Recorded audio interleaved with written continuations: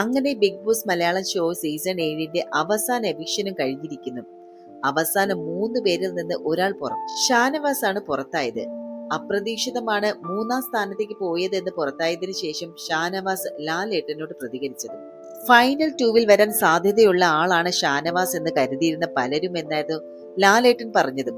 അറിയില്ല ലാലേട്ട, ഞാൻ ചെയ്യാനുള്ളതൊക്കെ ചെയ്തിട്ടുണ്ട് എന്നാണ് ഷാനവാസിന്റെ മറുപടി. ഫൈനൽ 3 വരുമെന്ന് പ്രതീക്ഷിച്ചിരുന്നോ എന്ന് ലാലേട്ടൻ ചോദിക്കുകയും ഫൈനൽ 2 വരുമെന്ന് ഞാൻ പ്രതീക്ഷിച്ചിട്ടുണ്ടായിരുന്നു എന്നും, ഞാൻ പ്രതീക്ഷിച്ചിരുന്നത് ലാലേട്ടൻ എന്റെയും അനീഷിന്റെയും കൈപിടിച്ച് കയറി വരുമെന്നായിരുന്നു.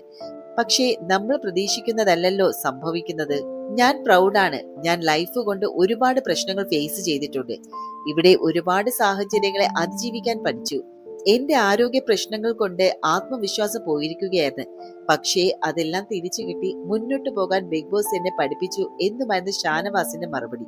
വീട്ടിൽ ഓൾറെഡി അനുമോളും അനീഷും ഷാനവാസും മാത്രമാണ് ഉണ്ടായിരുന്നത്.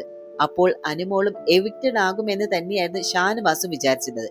പക്ഷെ ടോപ്പ് 3 എത്താൻ സാധിച്ചു. അത് തന്നെ വളരെ പ്രൗഡായിട്ട് ഞാൻ നോക്കിക്കാണുന്നു എന്നും ഷാനവാസ് ലാലേട്ടനോട് പറഞ്ഞത്.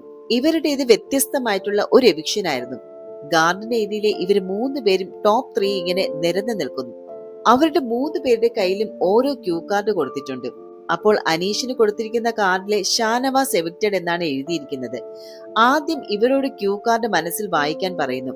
പക്ഷെ ആരോടും പറയരുത്. അത് കഴിഞ്ഞ് ബിഗ് ബോസ് ചോദിക്കുമ്പോൾ ഓരോരുത്തരും പറയുന്നു. അങ്ങനെ അനീഷിന്റെ അടുത്ത് ബിഗ് ബോസ് ചോദിക്കുമ്പോഴാണ് ഷാനവാസ് എവിക്റ്റഡ് എന്ന് പറയുന്നത്. അങ്ങനെ ഷാനവാസ് വളരെ ഹാപ്പി ആയിട്ട് തന്നെ 2 പേരോട് യാത്ര പറഞ്ഞതിന് ശേഷം സ്റ്റേജിലേക്ക് പോകുന്നു.